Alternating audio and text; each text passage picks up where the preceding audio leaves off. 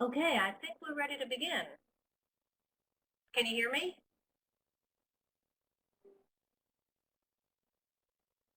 Good. Okay, we're connected here. All right, today's webinar is on accommodations and modifications. So I'm also checking my cell phone because my tech coordinator is in Florida, and if I miss something, he's going to let me know. So I think we got this going. Everybody can hear me, so let's get moving. First, let me introduce myself. My name is Doris Lawson. I've been teaching for 36 years. Most of my career, I've been teaching in Rhode Island. I'm nationally board certified. I have taught just about everything and just about every level. Most of my experience has been at the elementary level. I've done a bunch of stuff in an ESC self-contained classroom. And then way back in 1989, they came over to me and they said, hey, you want to do this thing called inclusion? And that's where it all got started. Then I moved to Florida and came to this wonderful place called UCP. And it is a dynamic place, and we do a lot of different kinds of education because our children are 50% typical and 50% students with disabilities, and they're all together in one class. So it gives us a wild place to teach. And well, wild in certain circumstances, right? We still maintain lots of order. So today, we want to talk about the definitions of accommodations and modifications. We want to understand how accommodations and modifications apply and are integrated into an inclusive classroom setting. And we're also going to talk about how to document those in your IEP, which is absolutely important and something that I copied and pasted the actual IEP that you'll find on the peer system from the Florida Department of Education. So let's get moving. Our critical question is, how are accommodations and modifications similar and different? And for some people, those two words are interchangeable, but when it comes right down to IEPs, they are not. So let's look at accommodations first. Accommodations are going to change the way you teach, going to change the procedures, going to change the materials so that it enables your students to get that instruction in a meaningful way that they can understand and get achievement from. And it also changes a little bit the materials and procedures that you're going to use for assessment. Assessment accommodations do not change the construct that's being measured. And so the same level of expectation, the same level of standard, the same level of everything is expected out of these children. You're just scaffolding, you're just doing a bunch of stuff so that they can grasp the information and achieve just like everyone else. An accommodation is a change that helps students overcome their disability, but it doesn't reduce the expectation. Then we're going to go into some really specific things. Now, when we come to modifications, modifications actually change the target skill or the construct. They often reduce the learning expectations, and they affect the content in such a way that when they're tested, the testing material is fundamentally changed. That's the important difference. The construct, target skills, and the assessment are changed. The change in the materials or procedures enables the student to certainly access the instruction, but the modifications change the construct that's being measured. And then when making an assignment easier for students, it's so that they are not doing the same level of work. That's an example of a modification. And so we're going to look at my little guy over here, Anthony. Now, from what I saw when we were chatting before the session, many of you are at the middle school or high school level. But you're going to have your students who are going to have the same kinds of disabilities. So in your head, you just kind of make the body a little bit bigger, because let me tell you, I've taught all ages, and they have the same excuses. I didn't bring my homework, my dog ate it, my mom didn't help me, whether they're in 12th grade or in 3rd grade. So here we have a question. Is it an accommodation or is it a modification? Here you've got Anthony. He's unable to sculpt and paint his three-dimensional map of Florida because of his physical impairment. So he gets the help of an assistant who pretty much does everything for him, or gets his hands to do everything for him. When it's all done, and somebody's helped him paint it, and somebody's helped him do it, and somebody's helped him with every single piece of this assignment, he's able to point out the different locations of the map and answer the same questions as his peers. So right now, type in, what do you think? Accommodation, modification. Ooh, Elaine's fast. She's typing first. Let me see. Accommodation, she says. Anybody else? Oh, she's typing again. She's going to answer for all of you. No problem. Accommodation. Yes, absolutely. I'm going to move it along because I don't want to keep you here all day. It is an accommodation because when it comes to the assessment piece, when it comes to what you're teaching, it's the same. I'm expecting the same thing out of Anthony. Here's Michael. So the lesson is on vibrations. Now, you think the lesson could be about velocity. It could be about physics. It could be about chemistry. It could be about logarithms. It could be whatever it is if you're at a higher level. But this little guy's going to learn about sound and vibrations. He requires very small group instruction with much additional time to practice the skill. He can demonstrate that he understands the concepts, but he can't speak them, nor can he write them like his peers. Accommodation, modification. He's going to demonstrate what he learns, but he's not going to be able to write it.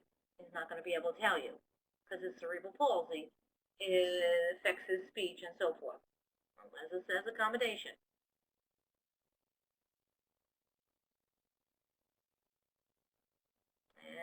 And Elaine is typing. I'm going to wait for her response because, oh, Kaylee, Vega, I didn't see you sneak in there. Hello. Ms. Torres says modification. Elaine says modification. All right. I'm going to tell you that it's an accommodation. You see, if he can understand the concepts, and he's going to point to me. So I'm going to give you another example. The same little guy was learning about sedimentary rocks. And I'm not sure how much he reads. I know he can read, but I'm not sure how much. And we taught him what it was, and the way he demonstrated that he knew what a sedimentary rock was is he went like this, and this, and this, and this with pressure. And so layer upon layer upon layer, and then some pressure down. Now, can I expect him to write a multiple choice test? No, I can't. Can I expect him to tell me? He might be able to garble the words, but his speech is terribly, impacted by the muscles in his. But it's an accommodation because he's doing what his peers are doing. Now, if I have to prompt him so much, if I have to show him pictures, if I have to lower the expectations, okay, he's only going to know sedimentary rock and he's not going to know metamorphic and he's not going to know igneous, then, okay, it's a modification. So with this little guy, it's kind of on the fence, depending on how much I can help him demonstrate what he's learned. You're probably, in your regular classes, not going to reach children or deal with children who are severely impaired. And what we do at UCP is we say, those severely impaired children who are cerebral palsy have normal intelligence. They learn more than they can tell us. somebody is working with ELL students, and ELL students are going to have a period of time where they're silent, and because they can't tell you because they haven't gotten gist of the language yet, so that you have to find ways, accommodations, to get them to demonstrate their learning to you without having to speak like everyone else, without having to write like everyone else. That's the job of differentiated instruction. That's the job of somebody who is bound and determined to make sure their children learn. And so in this case, depending on how I can gauge what he's done, it could be a modification. I was leaning more towards accommodation because I expected him to learn all about vibrations. Yes, it's going to be difficult for me to know exactly what he's learned. Let's look at this other one. Juanita's creating the earth structure, and she's got the help of a peer. She requires step-by-step assistance and reminders of the layers of the earth. She's able to construct the three-dimensional representation of the earth with the help of her buddy. Accommodation, modification. And if I had the time, the thing on the Jeopardy game, I would put it in right now so you could hear some pleasant little music. Accommodation. Can't spell. No, just leave it at the typing.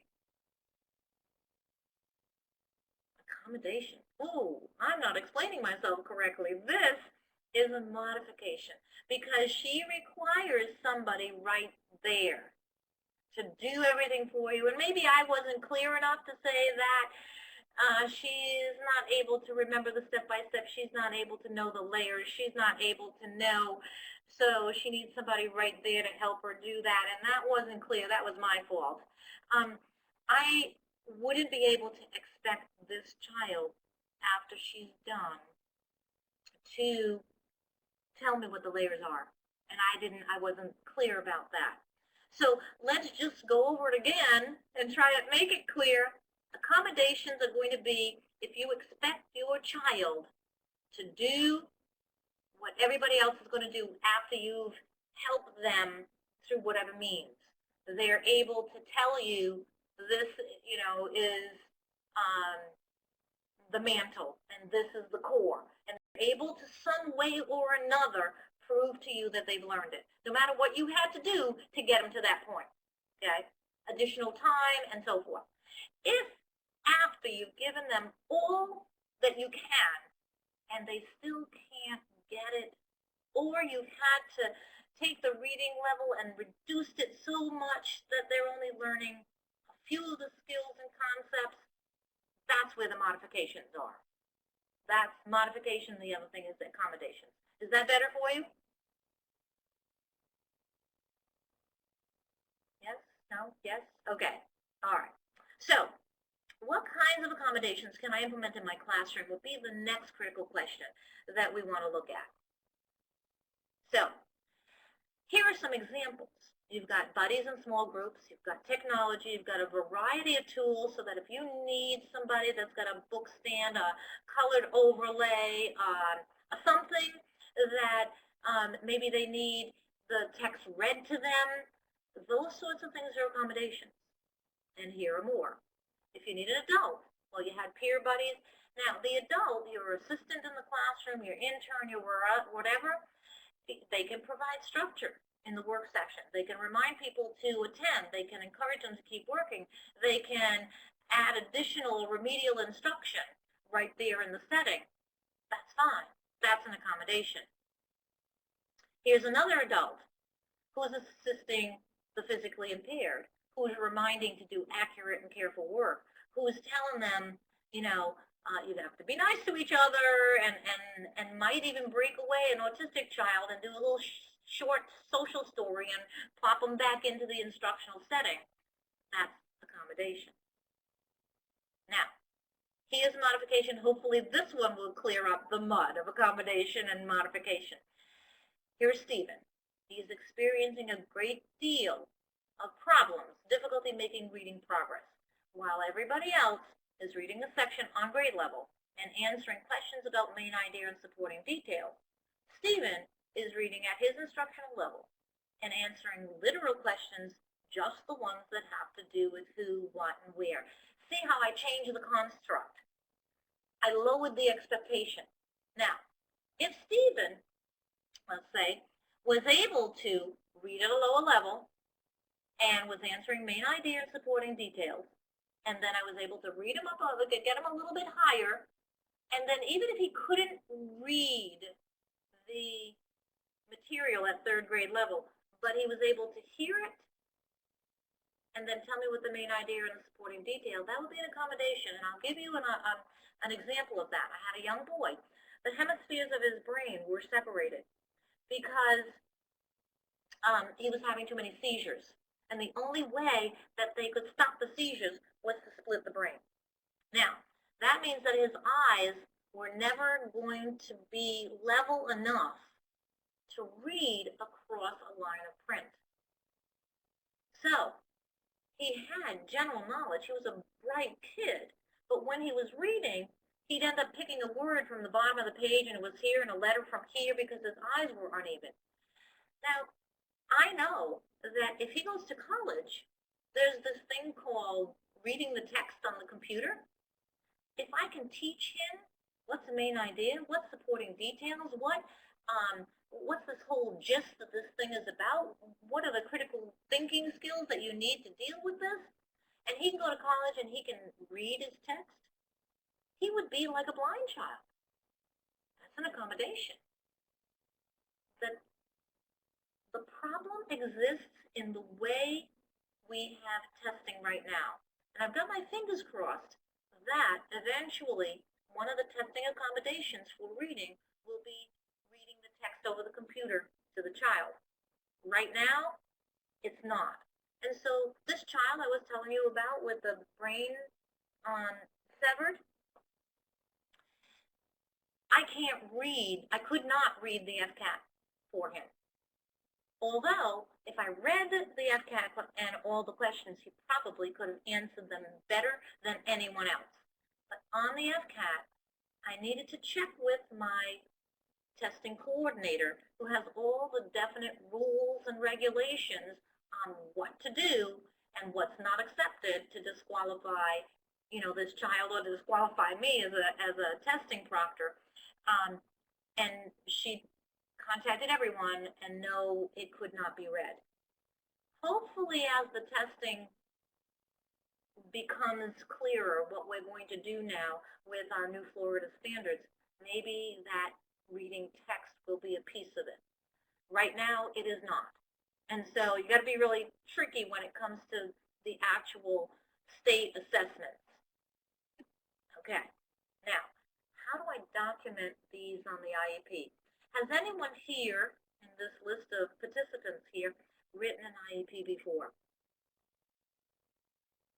And I'm going to wait, because this is an important question. Elaine says no. Al says yes. Good. Ms. Torres, I don't know how to say Matiala, and you can't tell me. So Ms. Torres has not. Haha. About Kaylee and Lisa or Lessa, have you written IEPs before? Waiting. They'll catch up. Okay. So Al's the only one that's actually seen the peer site on the Florida Department of Education, where we all write IEPs. And these I like to have, I sort of kind of print them out for myself, because they'll give me the accommodations that are acceptable for me to do in my classroom while I'm instructing, because I want my assessment to match closely to what I do during the day, so that I can use the same accommodations with them day to day that they're going to get on their assessment. Now, there are many times where I'm going to do things, like with this child with the brain hemispheres, that I'm going to do things to make sure they learn that won't be acceptable on the FCAT or whatever the test may be. But the list that you'll find on the peer site is broken up into these categories: presentation, responding, scheduling, setting, and other assistive devices. So when you go on the peer site, they say these are the accommodations you can put in on your IEP. So you can use sign language to describe the directions or the items on the test or whatever you're doing in class. You can use oral presentations of the directions. You can do multiple choices. You can orally present them. Now remember, if it's a reading test, right now, you can't do those. But of course you're going to want to do them in your classroom. Now, here comes some of the things that I'm going to try and remember. I'm going to repeat and clarify directions. I'm going to repeat and clarify lots of things because if I'm in the business of teaching, I'm going to be repeating. And I'm going to be repeating and repeating like you all know. And I'm going to be encouraging them to repeat back to me. So that goes both ways.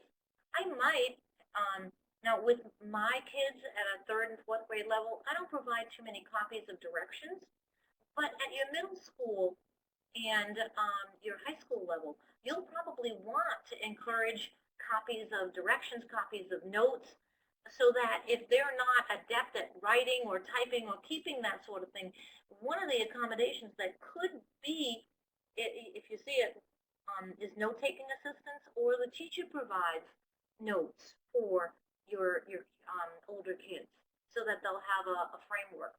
A lot of people have been talking and doing flipping the classroom.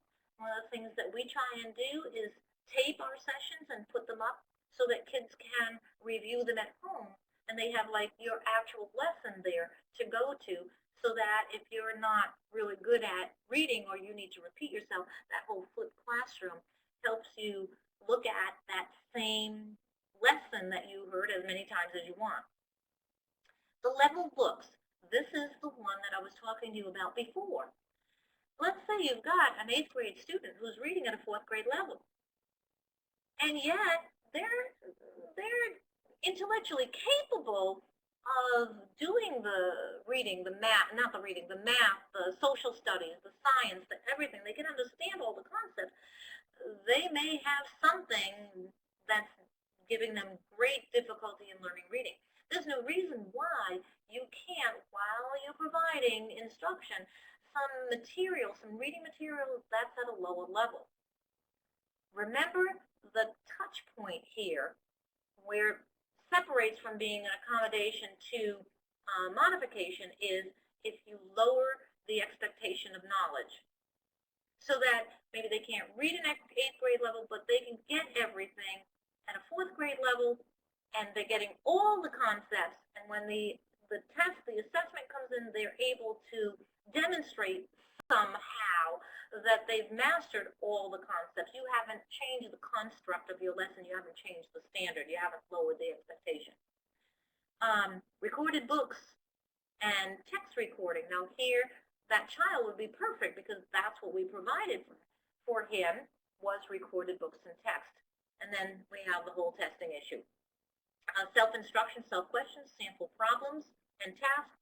Verbal descriptions, if they have some visual impairment, you're allowed to describe the different things that you see on the text. And that's okay when it comes to the assessment also. If they are visually impaired and they can't see, then there are Braille versions of the FCAT, although I've never seen one in actuality. So, paper-based accommodation. Now this is still in your IEP under presentation. So there's a little box that comes up, a little window, and it asks you, do you want large print? Do you want Braille? Do you want reading passage of the booklet? Now there is the reading piece not necessarily available on the assessment. 1 page per document, fewer items on the page, increased space between items. All of those things can be requested through a special booklet. Now, many of my children will get these huge FCAT.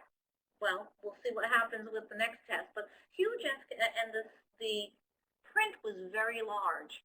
And reason being, they felt more confident, and they were able to put their finger and stop and see where one word started and the other one ended, and the space between the words helped them read more efficiently. Many of our children who come to UCP may have dyslexia, and they have been much more successful when you order the large print. That's available. It's a little bit of a task for your testing coordinator, and the other thing, it must be documented somewhere that they need large print. So if they're a 504 kid and you want to make sure that they get a large print, you have to document it on their 504. If they're an ESE, it's easy to just check that off and say, I want a large print. Most of the time, your large print testing is going to come with one item per page anyway, so because it doesn't fit otherwise. Now, other manipulatives that you can have, a straight edge. You've seen those with the little window that might be colored that kids use to highlight or section off one line of print. You can tape things down. You can mask things. You can use a book stand or a book holder. All of those are allowed on the assessment, the state assessment. Now, I differentiate between the state assessment and what you give as an assessment, because what you give on the assessment, you really want to know whether they know the stuff, and so you can kind of bend the rules a little bit. Colored transparencies, taping the booklet to secure it are all allowed on the, I'm going to say FCAT because I hate saying FCAT or whatever is following that. And the highlighter has not been acceptable on the FCAT. I'm hoping that marking up the text and highlighting is acceptable on the next test, but we have to wait and see what those accommodations will be allowed. Color contrast, zoom, screen reader, and colored plastic filters over the computer screen. Now, many of your children are 5th grade and up. Our 5th grade kids took almost everything on the computer. Therein lies another problem. You can request a paper-based test of whatever it is. Some of your kids, and you're going to have to see whether this is an issue, and this becomes your role as a diagnostic prescriptive teacher or guidance counselor or testing coordinator or whatever. You have to see whether reading on the computer is an issue for some of your kids. And for some of our kids, it is an issue. You can't get away from the fact that they're on the computer all the time. You have to see and find out whether they read better on a piece of paper or on the computer. And that's a task that somebody has to just ask the question sometimes. Well, are you sure? Go see, go check. Do some kind of informal assessment. Because I'm telling you, with a lot of kids, the visual medium and the lighting behind the screen, it doesn't register on the occipital lobe as well as a paper does. And lighting has lots to do with things. So just ask that question of your teachers. All right, now we're going to move on to responding. You can use different types of assistive technology. Like, remember the little boy that I was telling you that the cerebral palsy had, really impacted his muscles in his jaw. He would use assistive technology to answer, and even at that it was difficult because his hands didn't work really well. But those are acceptable as accommodations. Written, signed, and verbal responses. Now, as an administrator or a proctor, this is something that's important to document on your IEP, because with all different kinds of kids, you've got the kids who like to Christmas tree at the high school level. They'll go, I can take this test. A, C, D, F, and so forth, right? And then they haven't read anything. If you have those autistic kids, impulsive kids, those oppositional defying kids, or whatever it is, and you want somebody to enter the information for them, not just your physically impaired kids now. You can document that right there on their IEP or on their 504, and you can do that. Most of the time, I will put them down as a one-on-one, and you'll see that later on as one of the accommodations, and we'll talk about that, and then that way there I have the pencil and they don't. Computer switching, all of those things, a communication device are allowed. If you have a kid, now the mouth switch and the hand wand and different kinds of eye gaze sometimes are the things that move the computer screen along. All of those things are accommodations. Math grids and guides to help. Sometimes the kids don't put their numbers one on top of the other, and they make great errors in addition and subtraction, multiplication and division also. I've never seen that allowed on the FCAT, but what we've taught our kids to do is to make their own grid if they're dependent on the grid. If your kid, now this is another one, see where it says answers entered directly in the work booklet or a separate sheet of paper? Most of the time, I want a test that they can answer right there. My kids are younger. If they are answering on a separate sheet that you can just, put in the Scantron or whatever, you have to make sure that, you've made the mistake yourself. When you put it on the wrong line, think about the visual dexterity it needs to follow all those dots and the anxiety level that you have taking a test to begin with. So you need to make sure that you're getting the true assessment and not the error just because they put the dot in the wrong place. And there are others, and we've talked about the slant board and the physical structure supports and things like that. Organizers' outlines, checklists, and other writing supports, dictionaries, thesauruses, spell check, and so forth, most of the time those are locked off on the computer when they take a test. So they can't do the spelling and the grammar check, but there's no reason why, as you're teaching them, those can't be allowed. Make sure you document everything on the IEP. I can't tell you how often teachers will come and they'll say, but I use this every single day with them. Why can't they have it on the FCAT or on whatever this is going to come of it? I say, is it documented everywhere?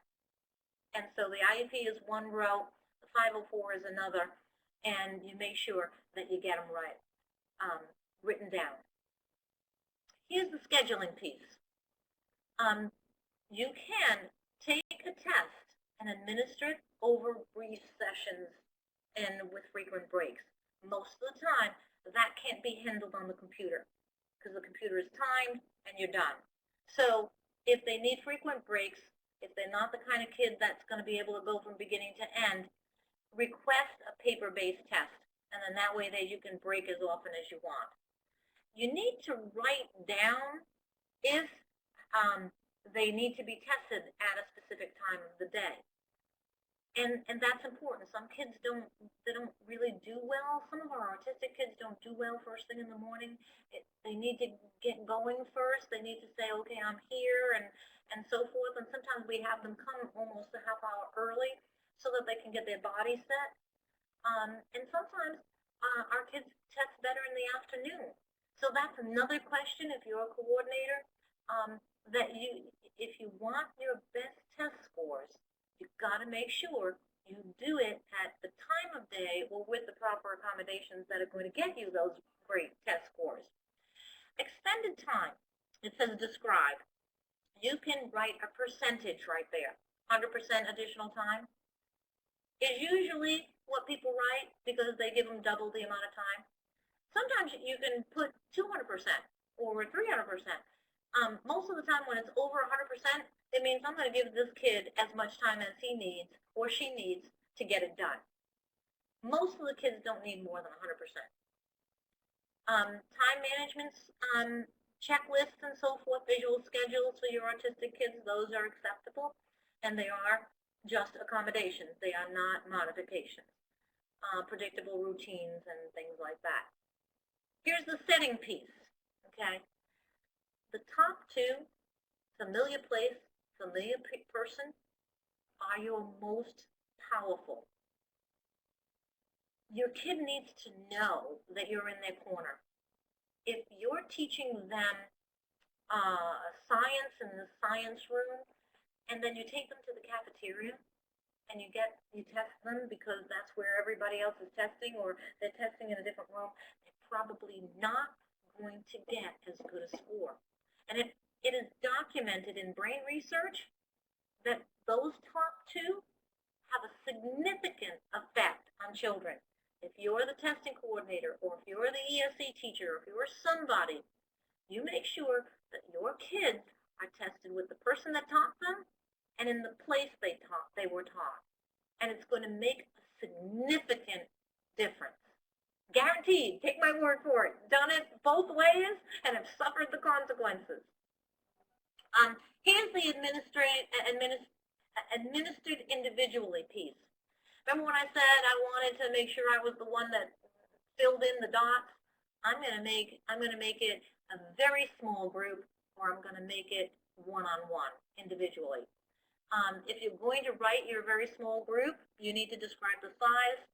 I don't usually go more than 3 to 1 or 4 to 1, because then after that, why bother? Just put them in the regular group, because you'll have too many kids. Special lighting. Again, with all the brain research that's coming along, I have a few kids that I put near the window, specifically because the natural lighting affects their occipital lobe again and their sensory processing. So you need to make sure that that's written down, so that not only do they get preferential seating near the window. I had an autistic young girl who the buzzing of the fluorescent lights would get to her. I couldn't even hear it. The other kids couldn't even hear it. But she was so sensitive that we had to tone down we had to shut down 2 sets of our fluorescent lights and get incandescent lamps in the classroom, because it would just create such a sensory overload. She would be screaming and yelling. And just simply doing that and sitting her near the window stopped the behavioral outputs. It was amazing. The other thing that happened with this young girl too, a white sheet of paper was too difficult for her to see. We got the recycled paper that was kind of gray. Boom, no more behavior problems. So all of these things have some significant impact on your children's learning. And you have to know, in whatever role you're playing. I was talking with Elaine, it was Elaine at the beginning, how in the charter world you wear lots of different hats. So you have to remember and go back to the list on the pier. Say, oh, you know what? I didn't think of lighting. Let's see that. Oh, I didn't think of the acoustics. Oh, I didn't think of movement. Oh, I didn't think of reducing the stimuli. Oh, I didn't think of all of those things. Physical accessibility, preferential seating. I didn't think of those things. And sometimes when I go down this list, I go, ooh, I should have thought about that. Gee, I've been teaching all these years, and you just don't remember. So I print out those lists and put them real close. Other assistive devices. Visual magnification is fine. Auditory amplification is fine. Here comes the thing with the testing. The abacus, the real coins. Now the abacus is okay for your blind children. Real coins for your blind kids, okay, but not okay for those kids who you give them during instruction. And I want you to give them manipulatives during instruction, and I want you to give them manipulatives at the middle school and the high school. Please put something in their hands and get them moving, because that's going to when you're at that level, your teachers forget the value of concrete representation of things. And so ask the questions. See what you can do to move that ahead. The sign language for our deaf kids, assistive technology again, the light box, the adaptive calculator, that would be more the raised number line for students with visual impairment.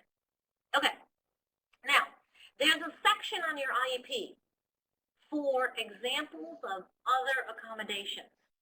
And I've written a couple of examples here. There are some kids that need it written specifically and it doesn't fit the checklist. So access to a word processor for lengthy written assignments or when writing exhaustion is observed. I wrote that into one of our kids who has autism. I don't want him not to write because I need for him to know that his pencil and his paper work together because that's a functional tool that he's going to need to do all his life. But when it comes down to writing more than 3 paragraphs, for whatever reason his hand is low muscle tone, and then I end up with the behavior problems. So, and also he doesn't qualify for, an iPad or a piece of assistive technology because they take a look at his writing and they say, kid can write. So I write it that way so that it's available to him and then it has to be provided. Next one, allow wait time between directions given and when directions and routines are changed. Or when, and that's a reminder for like when kids go from teacher to teacher to teacher, if that's written down, I've got a lot of kids who need time to process. Or are the oppositional defiant kids that I go, yeah, make me. So I'm allowing some time for them to get their bodies in motion or so that I'm not on them, get it done just like everybody else. No, this kid's got a little wait time.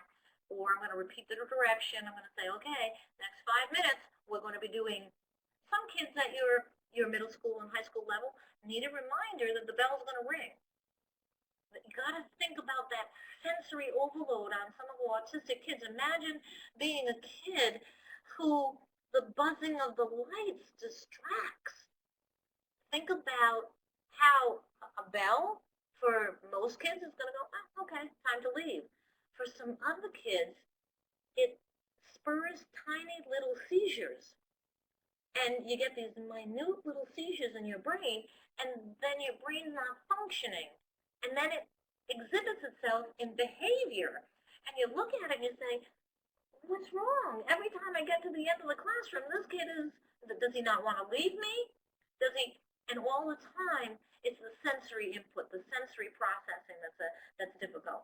And so I like to write that down. If that was a kid, I would write down, needs a 5-minute warning that the bell is going to ring. And I would write it that specifically in other accommodations.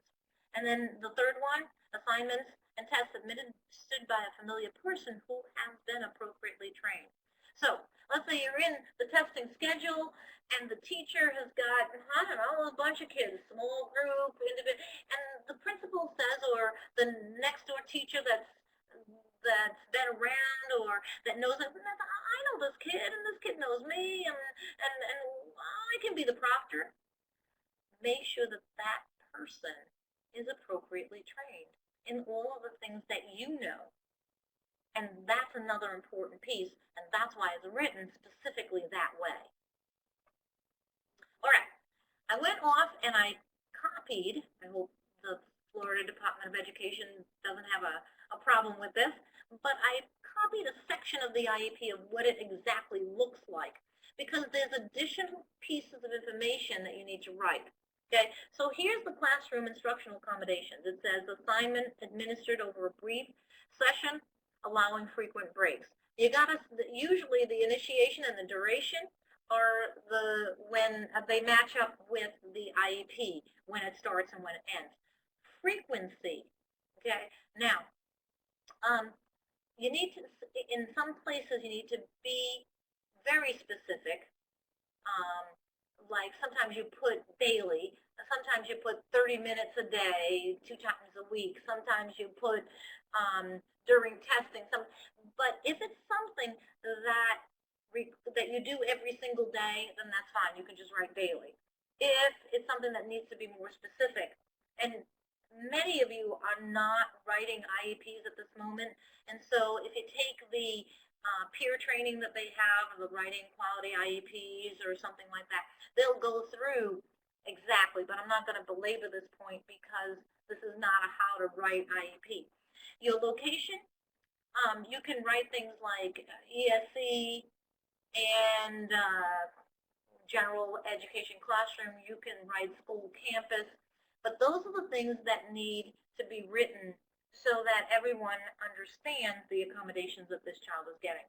If you notice where it says specific time of day or extended time, when you check that little box, you have to go in to the box underneath it and be specific, and we talked about that already. Now, there are things called unique accommodations, and unique accommodations require the approval of the Commissioner of Education. And that, I have not been through that process. The closest thing I got was with the kid with the severed hemispheres. We tried to get a unique accommodation, and it was denied. But it was not, we didn't think about it soon enough to go through the whole process all the way to the Commission of Education. What we ended up doing was kind of last minute going to the OCPS, we're in Orange County, testing coordinator person in charge, and they said no. We might have been able to do that if we had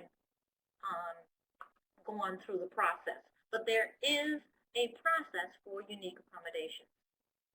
So that you can look into with the county that you're in if you run across something like that.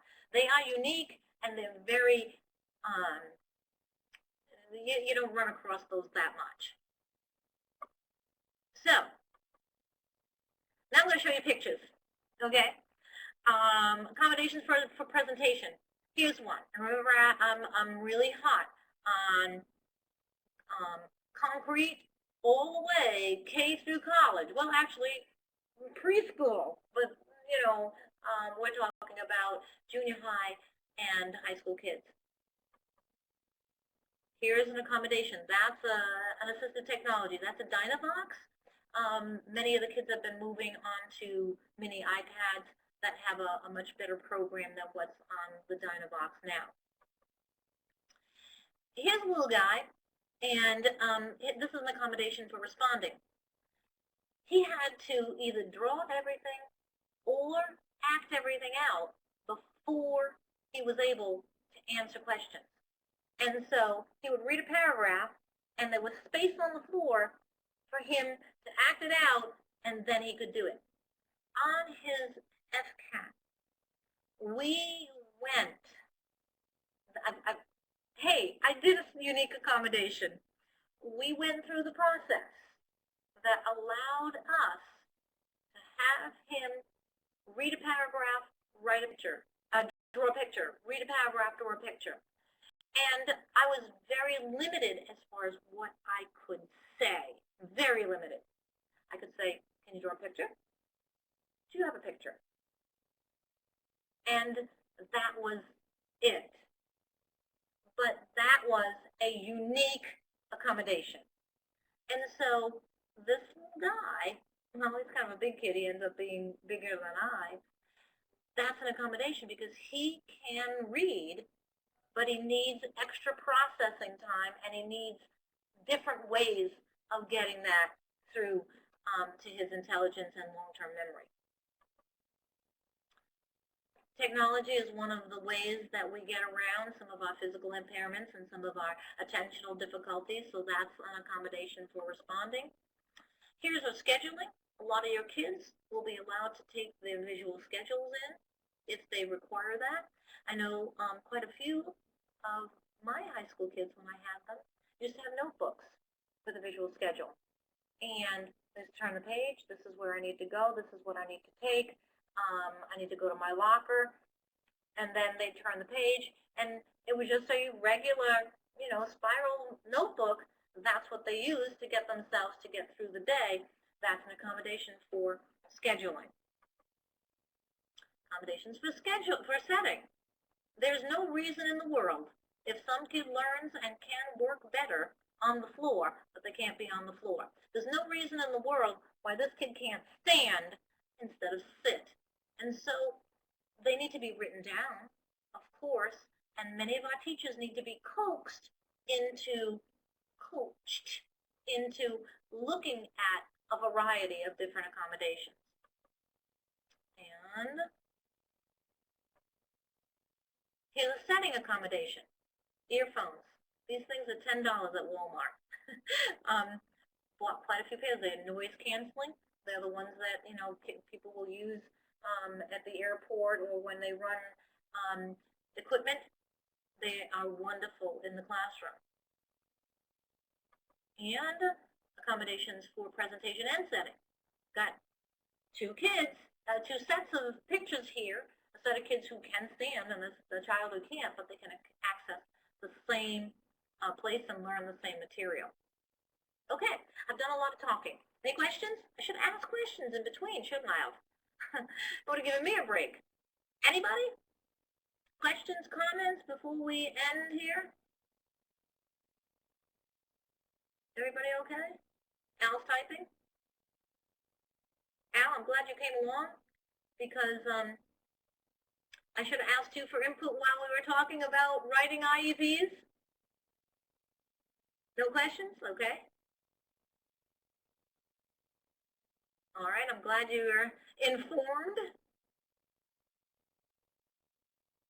And Lisa is typing. While she's typing, I'm going to tell you that this webinar can go through, will this be available in a format so that I can share it with our ESE specialists? Yes, it is on the UCP Institute website, and all of the webinars that we've given so far are on there, and you can go. Now, I have to warn you that the ones that we first started at the very beginning, I did the equity and access. The sound quality wasn't as good until we upped our connections, but my tech person took care of that afterwards. And so some of them have better audio and better visuals than the ones at the very beginning. There's the link for you all. Thank you, Brett. All right. Now, you all have, for your certification, you have to earn 20 CEUs, I think. This can give you 3 if you do some homework. All right, so in review, we talked about accommodations and modifications. We talked about how to integrate them into the classroom, and we talked about how to document them on the IEP. So, for your homework, you have 3 choices, and it doesn't have to be lengthy. I know that Ms. Torres and Mandiala already turned one in. I think she's going to get her certificate soon. You can write a brief description about a student that you may have taught that has a particular disability, and you can write a couple of paragraphs that describe the accommodations that you might have used in an inclusive setting, or a second paragraph to describe modification, depending on what that is. So it's not a long piece of thing, but it just gets you to think about modifications and accommodations that we've talked about today. You can describe a lesson in any subject and list a few accommodations that you could implement for students who struggle. And maybe tell me why, tell me how, tell me, how it functions in the classroom. You can describe your classroom and explain how you adjust your environment and the materials to accommodate students. So they're not lengthy assignments. I just want to see that you've been thinking about what it is. Now, you're going to email your homework, not to me. I end up looking at it anyways. I don't know why it doesn't come straight to me, but She's the person that's in charge of sending out the certificates. So you have to email them to amorin@ucpcfl.org, and that would be your homework. Now let me come back here because some people have been clicking in, and I haven't read the comments. Okay. All right, so that's been answered. Would it be okay if I use an ESOL student since I am not an ESE? Absolutely. Accommodations are not just for ESE students. I went the ESE route because most of the time we have to document them that way.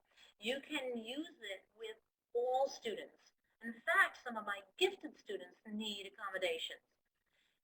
Please, but now if you have a child that you're using accommodations for and you don't have a 504 or an IEP, make sure you document it in your lesson plans or somewhere in their folder, because you may need to write a 504 and you're going to need documentation on the accommodations that you provided. So if it's an ESOL kid, absolutely. If it's a regular, typical child, if it's a gifted child, you write it down because you're going to need it for documentation.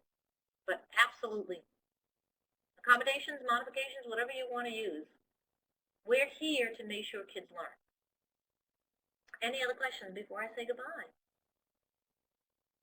Lisa's typing. Thank you.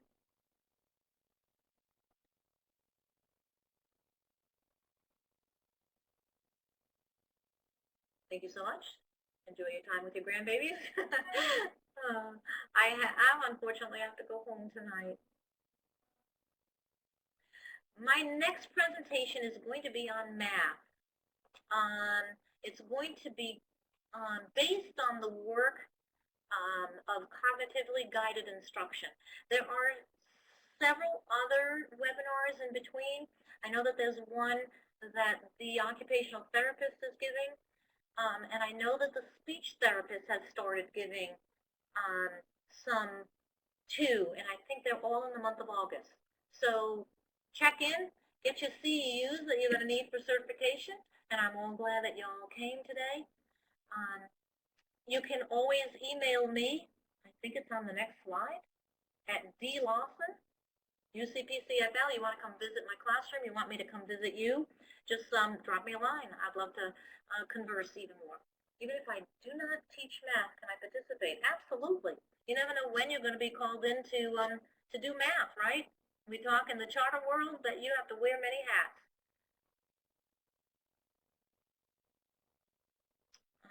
And we got some more talking here. I wish that it went a little faster. Okay, thanks. Thank you. I was just going to ask the same question. Great minds think alike.